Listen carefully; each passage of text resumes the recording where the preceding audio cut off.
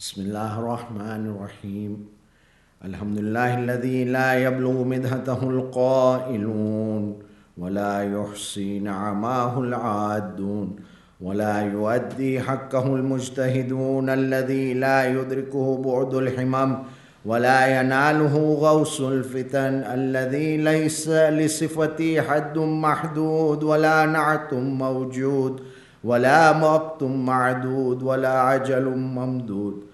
فترى الخلائق بقدرته ونشر الرياح برحمته ووتد بالصخور ميدان أرضه والصلاة والسلام على أشرف الأنبياء والمرسلين خاتم النبيين محمد صلى الله عليه وآله وسلم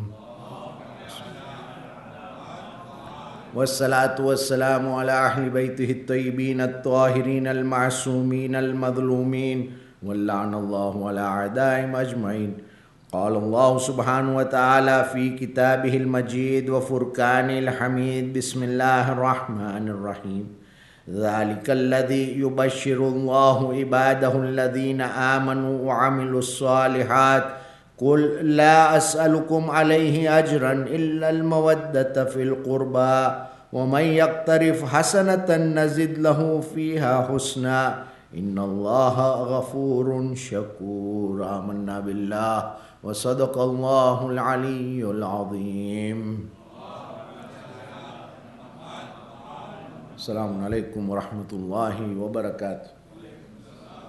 Allah subhanahu wa ta'ala in ayah number 23 of Surah Ash-Shura, which is the 42nd surah, tells us, and part of this ayah we know very well, however the whole ayah that is of which Allah gives the good news to His servants.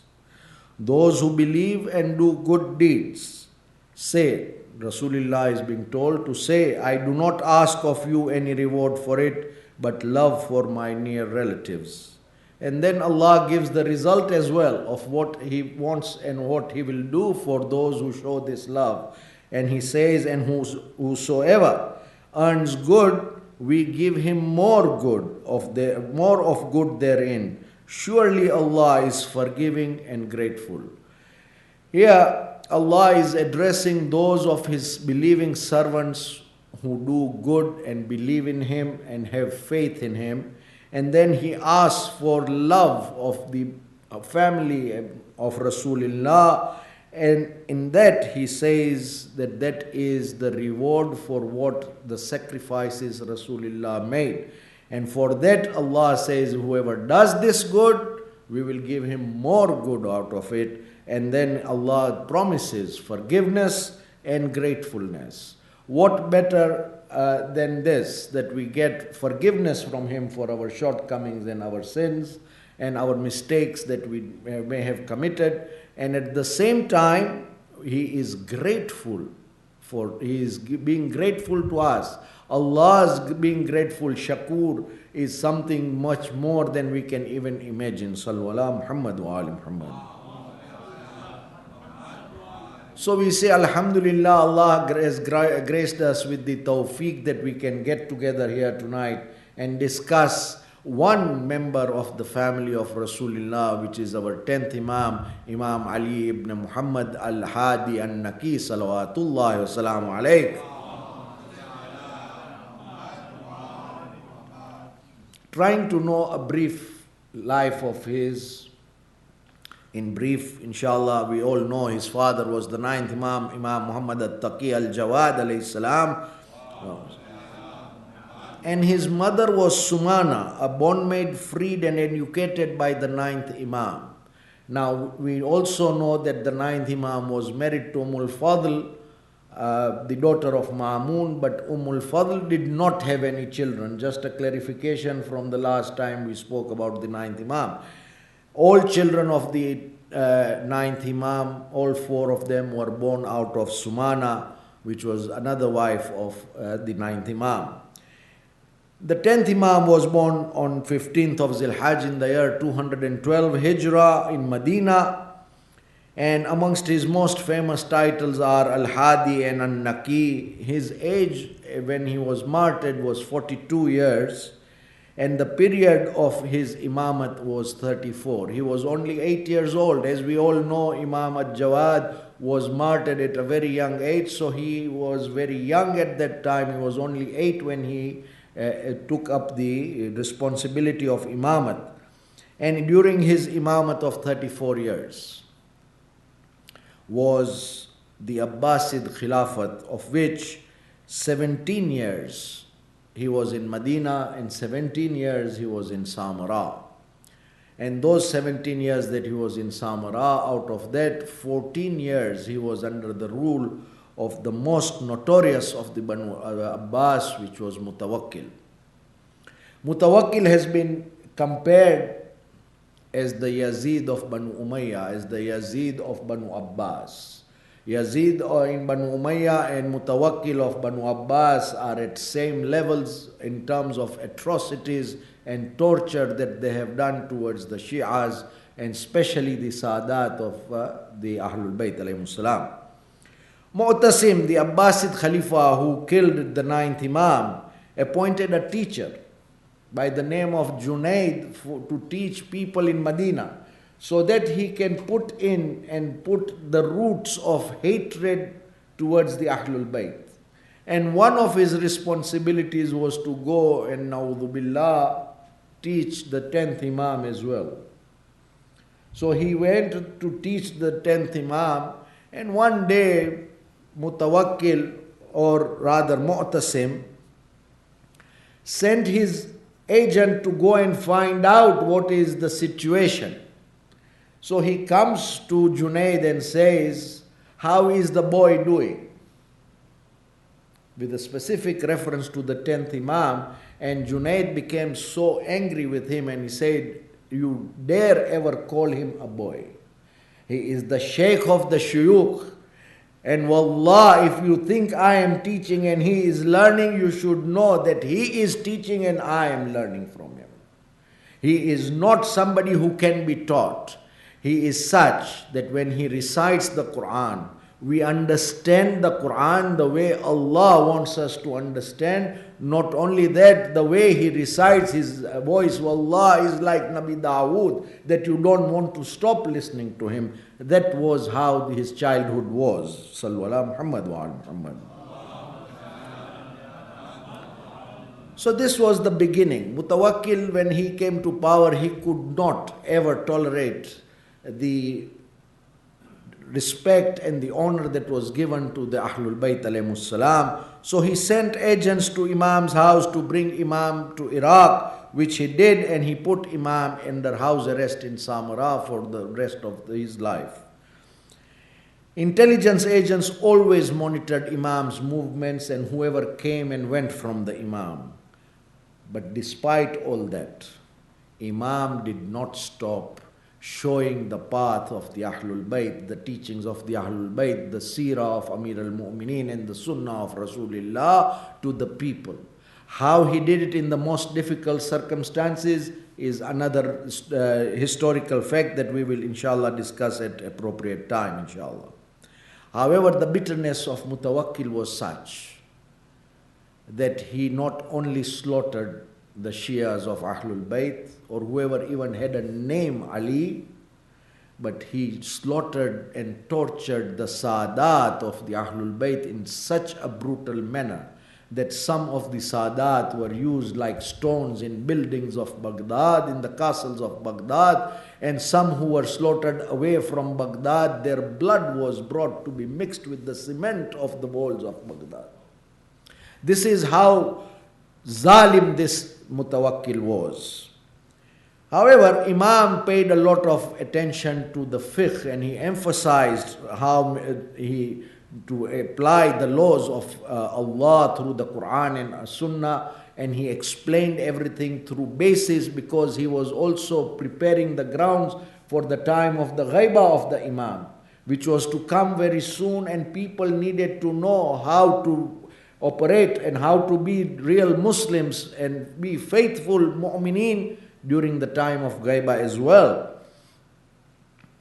Imam explained the verses of the Quran with a lot of commentary. So there are lots of ahadith from the 10th and the 11th Imams for the tafasir that we have. And Imam answered all questions. Now there came a time when Imam's knowledge was being put to test. Before we go to that, there is a very important principle that we must also take note of. One of the most important aspects of Islamic akhlaq is to sit amongst the learned. To sit with the learned and to learn from them. And to ask questions, whatever we may not understand or whatever we may have doubt about. It is them who will explain to us, and it is them who will make it clear for us.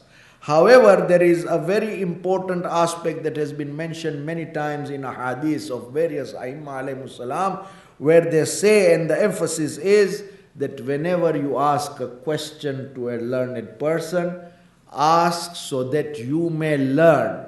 Do not ask a question so that you may test the knowledge of the person. Do not form that habit and do not do that. Do not be that insulting as per se. What Aimma alayhimus salam tell us is, learn from the learned. Do not test how much they know, because nobody knows the way Allah is an alim, and nobody knows perfect knowledge except the Ahlul-bayt alayhimus salatu wassalam, salawatullahi wassalamu alayhim. The Banu Abbas had normally put up a system where they would always put the Imam of the time to test in public.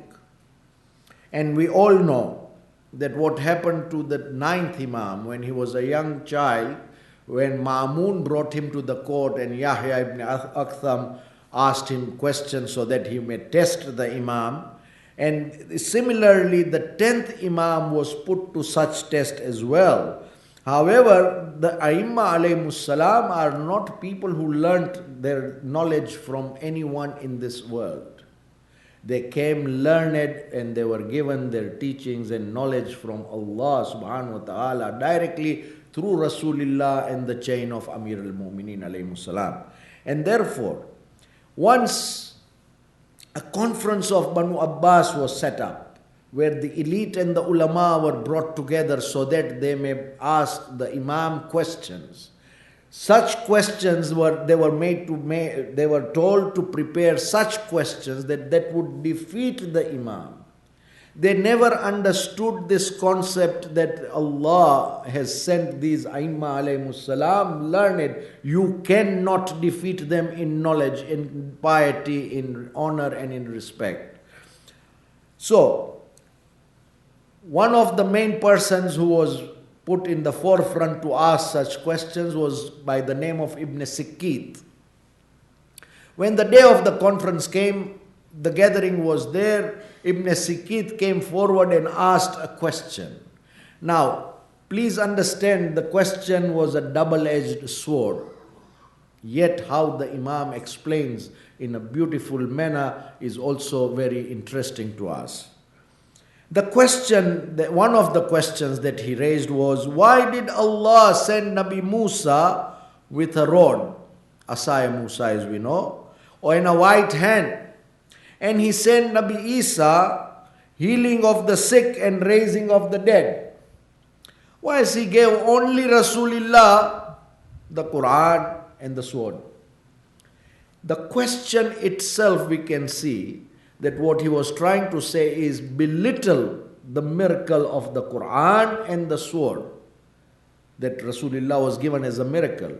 Whilst we understand and we know historically that Rasulullah performed lots of miracles that the previous prophets had performed. However, the unique miracle of Rasulullah is the Quran and the sword. And Imam explains this, that Allah does not give miracles to the prophets just for the sake of it or for the fun of it. That is in our language as we say. Allah gave the power of miracles to the prophet of the time based on the situation of the time and the requirement of the period. And therefore, Nabi Musa was given the rod and the white hand because during that time, Imam says, the the concept of magic was widespread and had reached a situation where the magicians were actually causing havoc in the population of the people.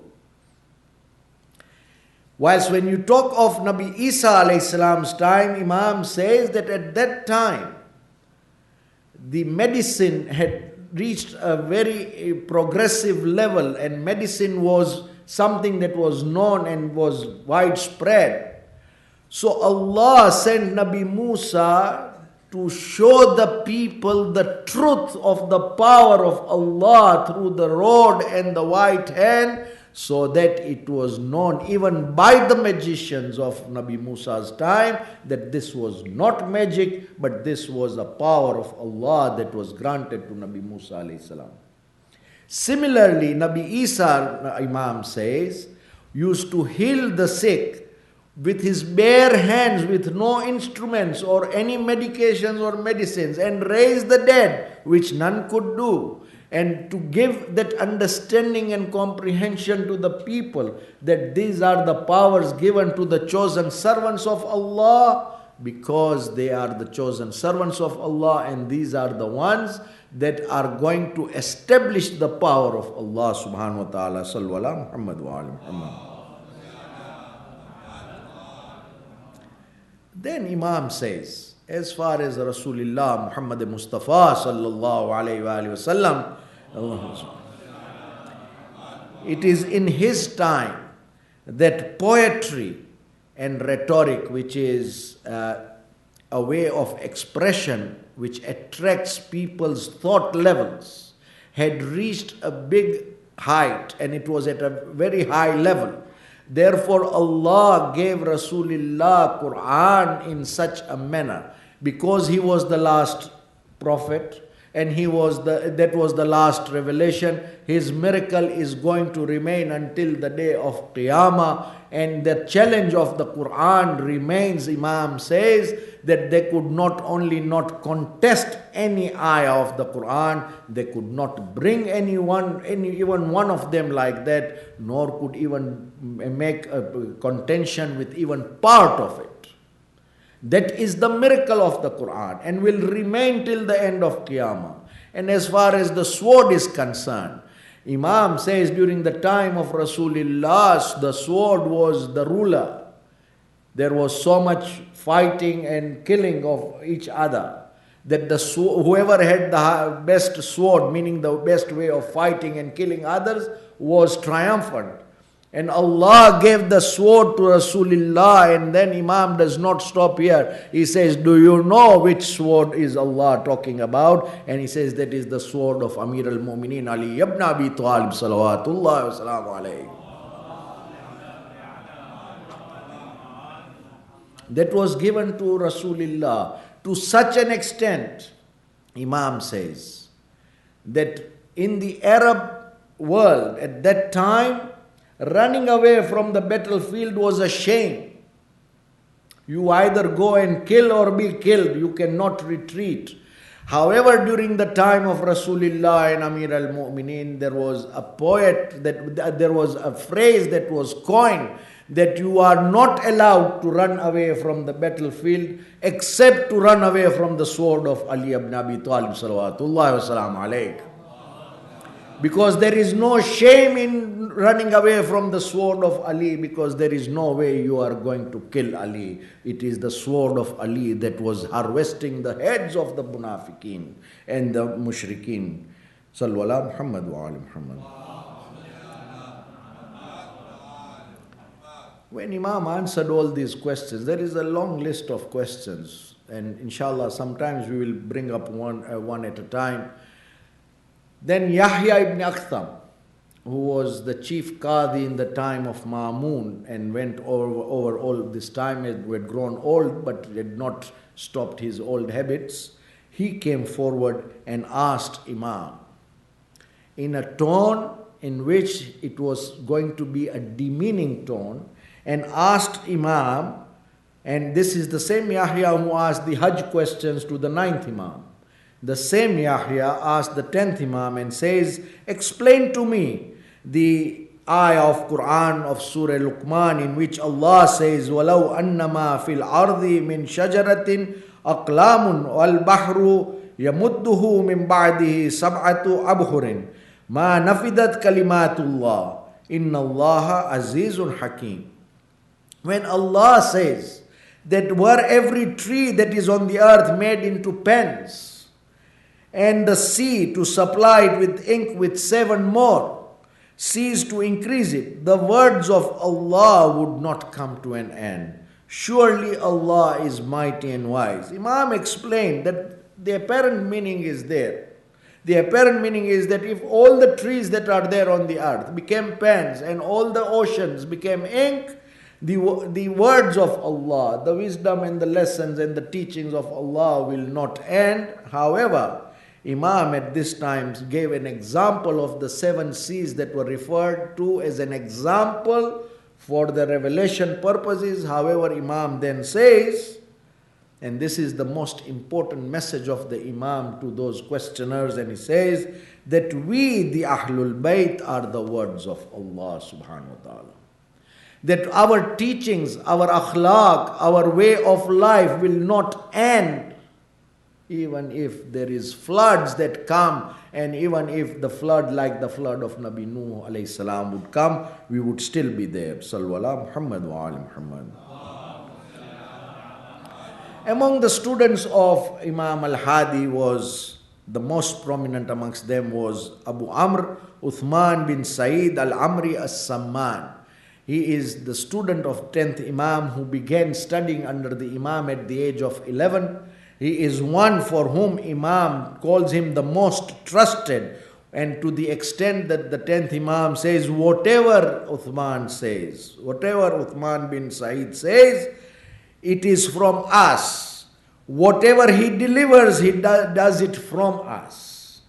It is something that the Imam, a Ma'asum Imam, undertakes on behalf of a student, and he is the same person who was also the Naib of the 11th Imam, and thereafter the first Naib Khas during the time of Ghaibat Sugra, or for the Imam of our time, Imam Al-Hijjah Jallallahu Ta'ala Farajahu Sharif.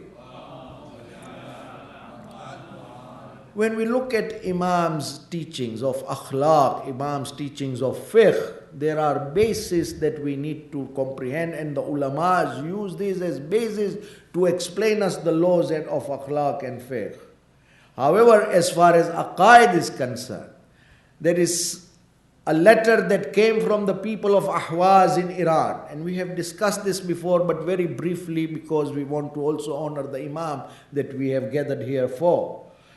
And the question was, what is the meaning of a particular hadith that was a one-line hadith of Imam Jafar as-Sadiq salawatullahi wa salamu alayh.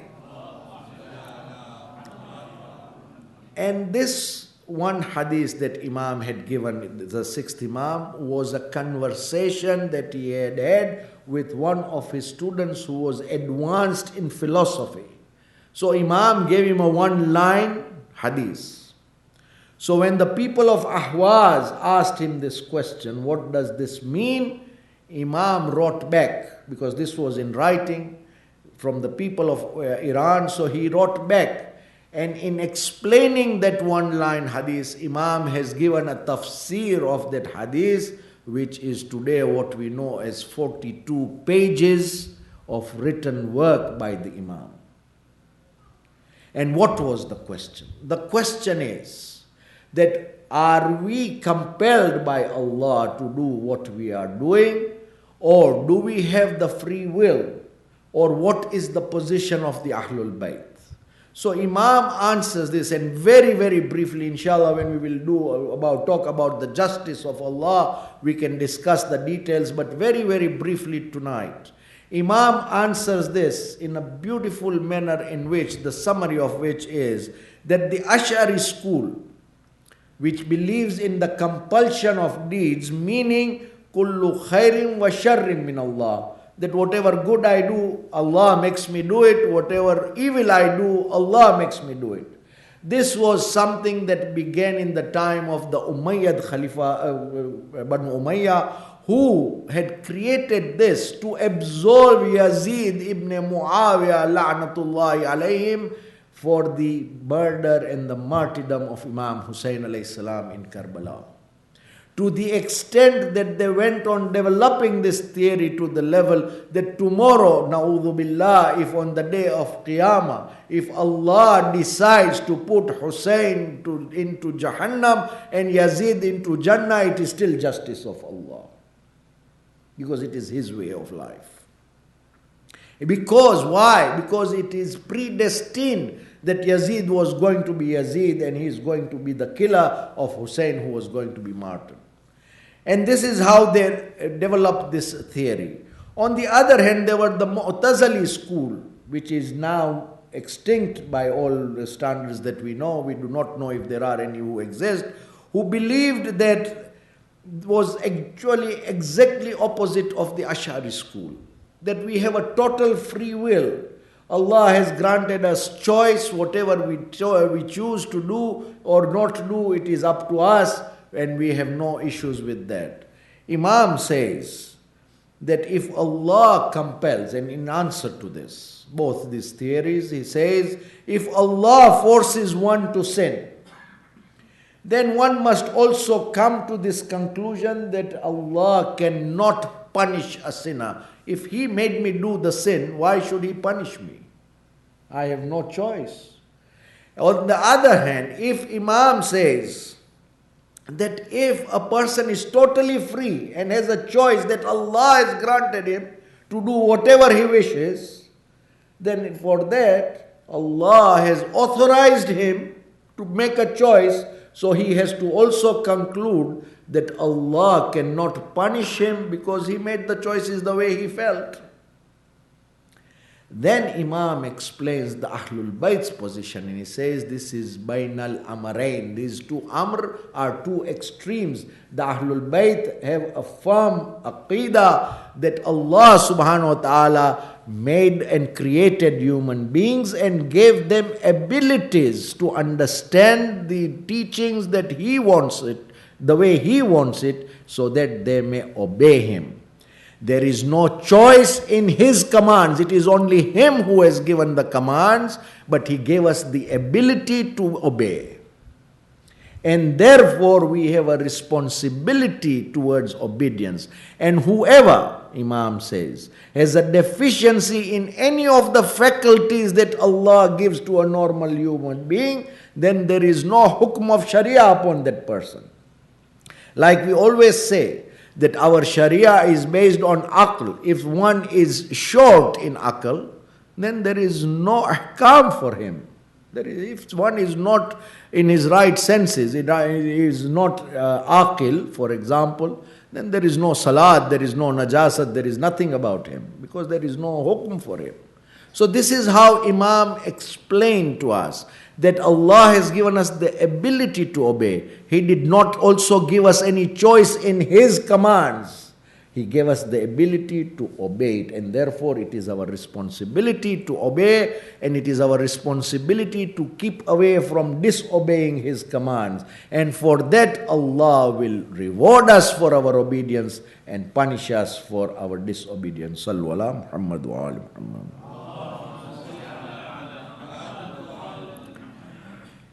During the period of Imam's life, it was a very difficult period for the Shias of Ahlul-bayt. During that also, Imam taught us how to recite ziyarat, and specifically ziyarat-e-Jamia Kabir has been taught to us. It is one of the most authentic ziyarat that we have in our hands, in which the Imam has taught us how to recite this in every haram, not only every haram of the Masumin that we go to for ziyarat, but it is a recommendation that we recite every day also if we can. If we can't recite the whole thing, at least part of it, and in that Imam has enlisted, or rather he has given some of the excellencies of the Ahlul-bayt alayhimus salam. For example, he calls the Ahlul-bayt Ahlullah. And Ahlullah here does not mean biological progeny of Allah. It means those who are establishing the deen and the way of life that Allah wants. However, during his time, we all know, Mutawakkil was one who placed harsh punishments for whoever went for ziyarat, specifically to Karbala. But Imam encouraged people to go despite all the difficulties and despite all the punishments that were given to the people who went to ziyarat of Karbala. One day, Imam called two of his companions, two of his very close companions, and Imam told them that he was not feeling well, and please, I want you on my behalf to go to Karbala. Go to the Hire. Hire is the exact place where Imam is buried, under the tomb. And Imam says, go there and pray for me, pray for my health. The companions said, Amanna, you are giving us a hukm, we will go. But for us, even you are a wasila. When we take your name, we can be getting cure from even taking your name. Why particularly the Hire in Karbala? And Imam says, I will explain to you. And the Imam's analogy that he gives, a perfect analogy, and he says by asking a question. He says, let me ask you, is Rasulullah's rank higher or Kaaba's rank higher? And they said, of course, Rasulullah is far above the rank of Kaaba. And Imam says, not only Rasulullah, even the rank of a mu'min is higher than the rank of Kaaba. The honor of a mu'min is higher than the honor of Kaaba. It is unfortunate that those who are the leaders in the places of Muqaddas like the Makkah and Medina, they do not respect and honor human life. But that is another subject altogether.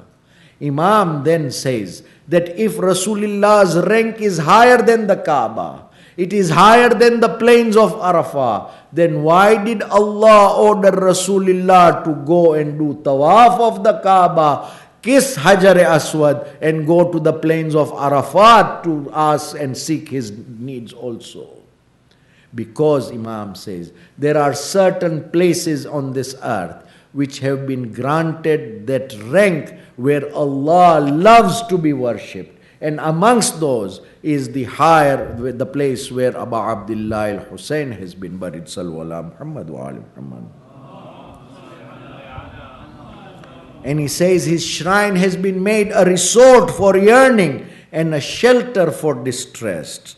The shrine under the dome is a place where there is no dua that is being not fulfilled for anyone. So go there, O my people, and ask for this. And then Imam says that Hussein is an accepted Shafi on the day of Qiyamah. Not only that, he will be endowed with dignity and honor on that day that no one has ever seen, nor any ear has ever heard. That is the rank of Hussein ibn Ali salawatullahi wasalam alayk. When we look at the teachings of our ulama about this hadith, and they show us, Allama Dastaghaib Shirazi in his book Qalb Salim quotes the great muhaddith Iraqi from Darus Salam, a book Darus Salam, and this has been quoted as an event that has happened less than 100 years from today. So this is not something that happened during the times of Imam, but it continues to happen until today from the same place. And in Muhaddith says that there was a man by the name of Mullah Abdul Hussein Khansari who came with his family to Karbala. He was advised that not to come to Karbala because it was a very difficult period and very difficult to live there with a family. But yet he said he would come there and be muqim there so that he can serve the deen of Islam. He came there and he was there, and on one particular occasion, people from his hometown came to Karbala. When they came, he invited them home. He had a young son by the name of Hassan, and he used to live on a third floor of a building. And when these people when Mullah Khansari asked these people to come home for a meal, this young son, in anticipation of the guests, climbed up and fell from the roof of the third floor and died instantly. When he died, Allama Dastagir, quoting Muhaddis Iraqi, says that Mullah Khansari ran straight to the zari of Abu Abdullah. The people in Karbala, who were the people who were looking after those who would die and giving them the required rituals that are necessary, went to Mullah Khansari and said, please allow us to go and give ghusl and kafan to your child. And Mullah said, no, wait. However, it was taking quite a lot of time, and therefore the people, there was another alim who ordered that the child be taken for ghusl. Mullah Khansari, on the other hand, tied himself to the zari of Abu Abdullah and said, "O Abu Abdullah, it is you who is going to..." He addressed Abu Abdullah as Ya Waritha Isa Ruhullah, a particular reference to Nabi Isa, who used to raise the people from the dead. And as he was tied, people began to give ghusl to the child. And suddenly, Mullah Khansari, who is still by the zari of Abu Abdullah, hears a loud salawat and a loud procession that was coming towards the haram of Imam Hussein to thank the Imam for returning to life the child who was already dead. Allahumma salli ala. So this is something that happens even today. This is an event that has happened as little as 100 years ago.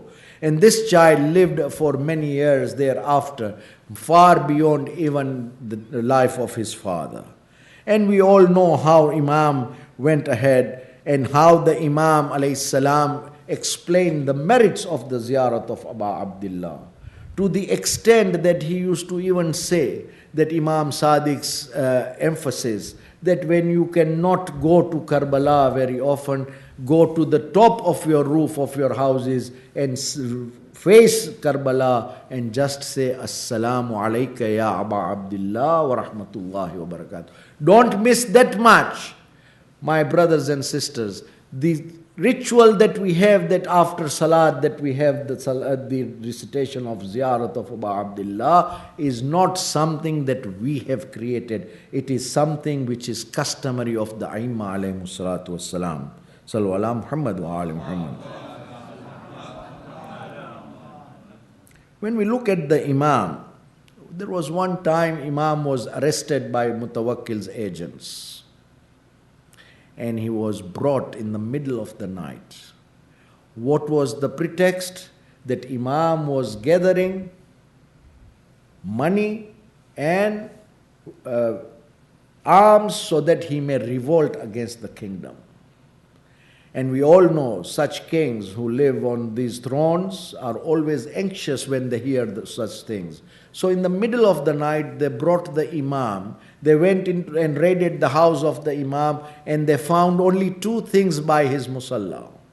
One, he was sitting on the sand in the sahn of his house and doing his ibadat, and there was a packet which was a sealed packet, and the seal belonging to the mother of Mutawakkil. And he had his own personal sword. The entire house was raided and they found nothing else. And with these two things, they took him to Mutawakkil. Mutawakkil at that time was in the state of height of drunkenness. And when he was told this, he called his mother. Mutawakkil called his mother to explain how her seal appears on that envelope. And Mutawakkil's mother tells him, "Oh Mutawakkil, when you were very ill, I made another to Allah that if you get a cure and become well again, I will send 10,000 dinars to Imam Ali al-Naqi al-Hadi salawatullahi wa salam alayhi." So when they saw that it was the same envelope which Imam had not even opened, he left it there because he knew this is going to come. As far as the sword is concerned, it was for his own protection. There was nothing more that was there. At this time, In his height of drunkenness, Mutawakkil tells the Imam to recite poetry for him. But before that, he even did something that is so difficult to even speak about. In his state of drunkenness, he offers a glass of wine or na'uzubillah to the Imam of the time, and Imam tells him that my blood and flesh has never been even near this and will never be there. So thereafter he forces Imam to recite poetry, and Imam says, I do not recite poetry. However, Mutawakkil insisted that today you will have to say so that you may go home, and Imam recited 2 verses which changed the whole mood of Mutawakkil. Imam says they were on the tops of mountains, guarded by strong and brave men, but those tops did not suffice them. After glory, they were taken down from their positions and put into holes. How bad abode they dwelt in. A crier called them, Imam says, after being buried. Where are the thrones and the crowns and the treasures that you had? Where are the faces that were at ease and luxury, that curtains and screens were put before them? The grave showed those faces there where worms were fighting on them. How long they ate and drank, but after that long eating, they were eaten. When Imam recited this is part of what Imam recited.